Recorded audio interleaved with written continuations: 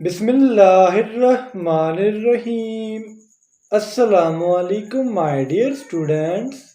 This is me, Bilal Ahmad, and you are watching my YouTube channel Al Pak Forces. Students, आज की video में इंशाल्लाह हम biology MCQs के part number 23 को डिस्कस करेंगे।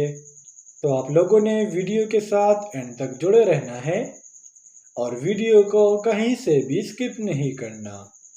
So without wasting any time, let's start the video. हमारा first MCQs है The interphase of meiosis lacks the stage. देखिए स्टूडेंट्स, मियोसिस आपको पता है कि एक ऐसा सेल डिवीजन है जिसमें क्रोमोसोम की नंबर हाफ हो जाती है। लेट्स सपोज अगर आप में 46 क्रोमोसोम है तो ये रिड्यूस हो जाते हैं 23 में। और जो इंटरफेस स्टेज है मियोसिस से जो पहले होता है उसमें G2 फेज नहीं होता। So the correct option is option C. अब मैं आप लोगों को रीज़न बता देता हूँ कि मियोसिस के इंटरफेज में G2 फेज क्यों नहीं होता। देखिए स्टूडेंट, इंटरफेज जो है हमारे पास एक सिंथेसिस फेज है जिसमें जो सेल है वो न्यूट्रिशन लेता है, अपनी ज़्यादातर ज़िंदगी इस स्टेज में गुजारता है और अपने आप को डिवीजन के लिए तैयार करता है। अब ये जो G2 फेज है ये मियोसिस के इंटरफेज में नहीं होता। रीज़न ये है कि G2 फेज में सिंथेसिस ऑफ DNA होता है और चूंकि मियोसिस एक रिडक्शन प्रोसेस है इसमें हमें DNA की तादाद हाफ चाहिए, तो इसलिए जो इंटरफेज है मियोसिस का इसमें G2 फेज एब्सेंट होता है। Excuse number 2 is which is not recycled in the ecosystem. First of all students, ecosystem क्या है? देखिए, एक होती है इकोलॉजी और एक होता है इकोसिस्टम। इकोलॉजी स्टूडेंट्स, हम एक ऑर्गेनिज्म और इनके एनवायरनमेंट के दरमियान रिलेशन को कहते हैं। जब अगर हम इकोसिस्टम की बात करें तो स्टूडेंट इकोसिस्टम में हम प्लांट्स को भी इन्वॉल्व करते हैं, इसमें हम एनिमल्स को भी इन्वॉल्व करते हैं, इसमें हमारे माइक्रो ऑर्गेनिज्म भी आते हैं।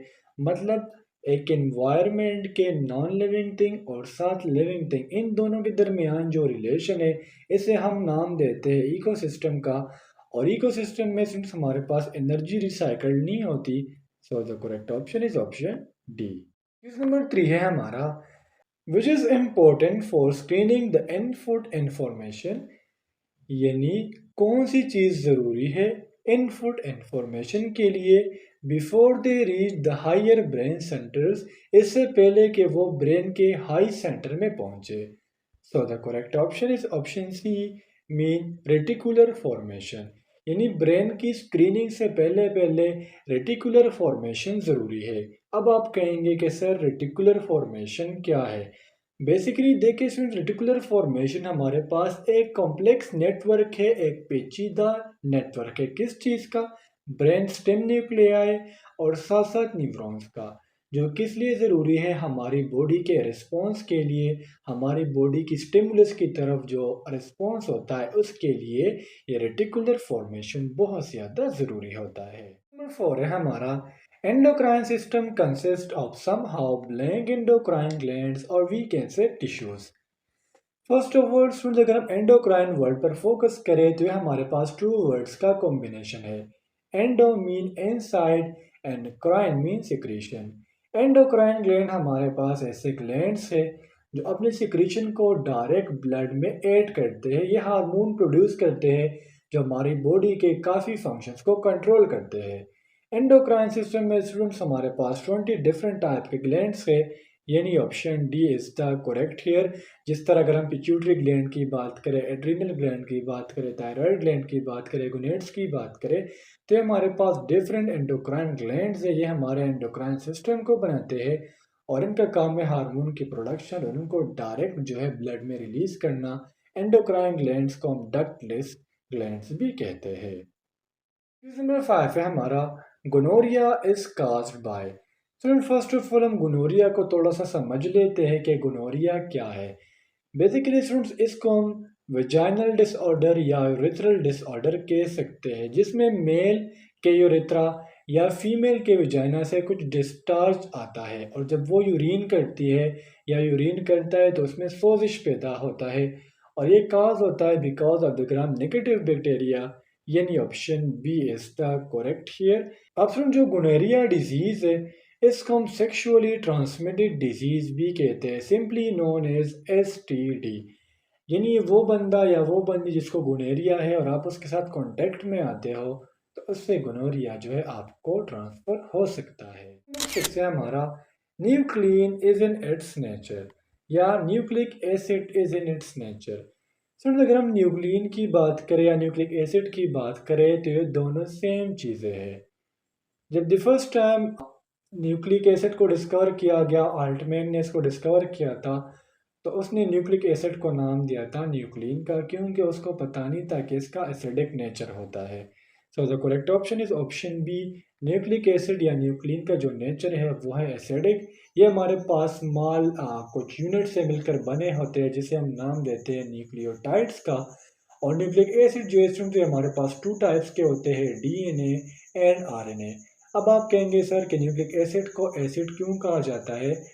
तो स्टूडेंट्स, न्यूक्लिक एसिड में हमारे पास एक ग्रुप होता है जो कार्बन नंबर 5 के साथ अटैच होता है, नोन एज फास्फोरिक एसिड, जिसकी वजह से न्यूक्लिक एसिड का जो नेचर है वो है एसिडिक। नंबर 7 है हमारा medulla oblongata and pons are collectively called. Student, ये दोनों हमारे पास ब्रेन के पार्ट्स है और इनको हम कलेक्टिवली नाम देते हैं ब्रेन स्टेम का, यानी option B is the correct here.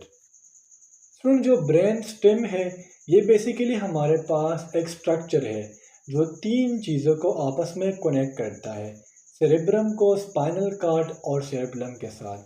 कौन सा चीज़ मैंने कहा? सेरेब्रम को कनेक्ट करता है स्पाइनल कॉर्ड और सेरेबेलम के साथ। इसमें हमारे पास 3 स्ट्रक्चर्स होते हैं, pons, medulla oblongata and the midrib. Question number 8 है हमारा the number of naturally occurring chemical elements involved in biochemical reaction is.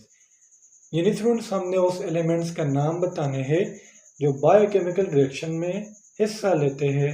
So the correct option is option C, mean 92। तो नेचर में 92 ऐसे बायो एलिमेंट्स है जो biochemical reaction में हिस्सा लेते हैं। क्वेश्चन नंबर 9 है हमारा which is not a category of classification in biology. Students, इस MCQs का मतलब ये है कि जो नीचे हमें नाम दिए गए हैं इसमें एक ऐसी कैटेगरी भी है जिसे हम क्लासिफिकेशन के बेस के लिए यूज़ नहीं कर सकते। सो the correct option is option A, mean ecotype. Students, जो इकोटाइप है ये हमारे पास क्या होता है, एक ऑर्गेनिज्म होता है जो न्यू एनवायरनमेंट को अपने आप को एडजस्ट कर लेता है और with the passage of time ये एक न्यू स्पीशीज बन जाती है। तो जो इको टाइप है इसे हम as an category of classification use नहीं कर सकते, बकाया स्पीशीज, जीनस एंड ऑर्डर ये हमारे पास क्या है, ये डिग्री ऑफ क्लासिफिकेशन है in case of taxonomy. Number 10 है हमारा which bonds are broken during oxidation reduction process. यानी स्टूडेंट्स, वो कौन से बॉन्ड्स है जब ऑक्सीडेशन और रिडक्शन होता है वो उस टाइम टूट जाते हैं। ऑक्सीडेशन क्या है? एक रिएक्शन में ऑक्सीजन का ऐड करना या हाइड्रोजन का रिमूव करना, इसे हम नाम देते हैं ऑक्सीडेशन का। रिडक्शन इसका अपोजिट है, एक रिएक्शन में हाइड्रोजन को ऐड करना या ऑक्सीजन को रिमूव करना, इसे हम नाम देते हैं रिडक्शन का। और ऑक्सीडेशन और रिडक्शन में कार्बन और हाइड्रोजन के दरमियान बॉन्ड ब्रेक होते हैं। So the correct option is option ए। और जब बॉन्ड्स की ब्रेकिंग होती है तो उस टाइम पर एनर्जी रिलीज हो रही होती है। नंबर 11 है हमारा ब्लैंक बैक्टीरियल डिजीज अफेक्ट्स आई। स्टूडेंट्स, वो कौन सी डिजीज है जो पैदा होती है बैक्टीरिया की वजह से और आई को अफेक्ट करती है। So the correct option is option A, mean trachoma. Trachoma जो ये आई की डिजीज़ है जिसमें बेसिकली हमारी आई का जो सफ़ेदा है, जो वाइट जगह होती है जिसे हम नाम देते हैं कॉर्निया का, ये इफेक्ट होता है, ये चेंज हो जाता है रेड कलर में। और ये बिकॉज ऑफ द बैक्टीरिया, उस बैक्टीरिया का नाम है क्लैमिडिया ट्रैकोमैटिस। Chlamydia trachomatis. और फ्रेंड्स, इसमें होता क्या है कि जो आपकी आई होती है ये रेड हो जाती है, इसमें इचिंग होती है और आपकी आई का जो पर्दा होता है, जो आई लिड होता है, ये with the passage of time swell होने लग जाता है।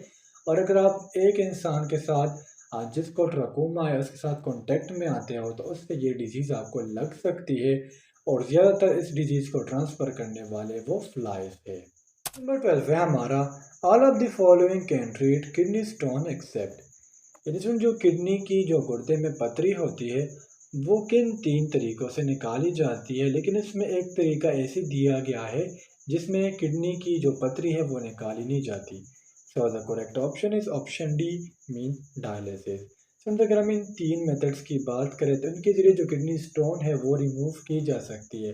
लेकिन डायलिसिस तो एक अलग प्रोसेस है, जब किसी बंदे की किडनीज फेल हो जाते हैं, उसकी ब्लड की फिल्ट्रेशन नहीं हो रही होती, तो तब वो डायलिसिस करवाते हैं। डायलिसिस के हमारे पास 2 टाइप्स है, haemodialysis and the peritoneal dialysis. Number 13 है हमारा, the human sperms were first time discovered by. इसमें जो इंसान के स्पर्म्स होते हैं जो रिप्रोडक्शन में हेल्प देते हैं, फॉर द फर्स्ट टाइम इसको किसने डिस्कवर किया था? So the correct option is option A, mean Anton van Leeuwenhoek. So Leeuwenhoek ने जो है for the first time sperm को डिस्कवर किया है 1677 में। 14 है हमारा, which structures gives ability to the bacterial cell to form biofilm। तो बायोफिल्म क्या होता है? बायोफिल्म फ्रेंड्स हमारे पास एक ऐसा स्ट्रक्चर होता है जो ऑर्गेनिज्म को अलाउ करता है कि दूसरे ऑर्गेनिजम्स के सरफेस के साथ अटैच हो जाए। यानी अगर लेट सपोज करें कि आपके पास एक ऑर्गेनिज्म है और एक दूसरा ऑर्गेनिज्म है, तो इसके ऊपर एक ऐसा शीट लगा होता है, ठीक है, जो इस ऑर्गेनिज्म को इस चीज़ के काबिल बनाता है कि इस ऑर्गेनिज्म के सरफेस के साथ अटैच हो जाए, तो इसे हम नाम देते हैं बायोफिल्म का। और जो बैक्टीरिया में एक ऐसा स्ट्रक्चर है जो एज इन बायोफिल्म एक्ट करता है वो है कैप्सूल, यानी option C is the correct here. Question number 15 है हमारा, an human number of tetrads form during mitosis is. इसमें जब माइटोसिस हो रही होती है तो इस टाइम ह्यूमन में कितने टेट्राइड बनते हैं? टेट्राइड बेसिकली हम कॉम्बिनेशन ऑफ 4 को कहते हैं, ठीक है। जब दो क्रोमोसोम लेट सपोज मैं अगेन बना लेता हूँ, ये एक क्रोमोसोम है, ठीक है, और जब इसके करीब एक दूसरा क्रोमोसोम आ जाए तो इसे हम नाम देते हैं टेट्राइड का। यानी जब एक क्रोमोसोम के पास 4 क्रोमेटिड्स होते हैं, तो माइटोसिस के दरमियान स्टूडेंट्स आप लोगों को पता है कि क्रॉसिंग ओवर नहीं होती, और जब क्रॉसिंग ओवर नहीं होगा तो कोई भी टेट्राइड नहीं बन सकता। So the correct option is option C, mean zero, जबकि मियोसिस के दरमियान टेट्राइड का बनना पॉसिबल है। तो स्टूडेंट्स ये थे आज के हमारे बायोलॉजी के एमसीक्यूज़। उम्मीद करता हूँ आपको तमाम एमसीक्यूज़ क्लियर हुए होंगे, और अगर फिर भी आप लोगों को कोई कन्फ्यूजन हो, कोई डाउट हो, तो आप मुझसे कमेंट सेक्शन में पूछ सकते हो। इंशाल्लाह अगले वीडियो में मिलते हैं, तब तक के लिए मुझे इजाज़त दीजिए। मुझे अपने दुआओं में याद रखिए। अल्लाह हाफिज़।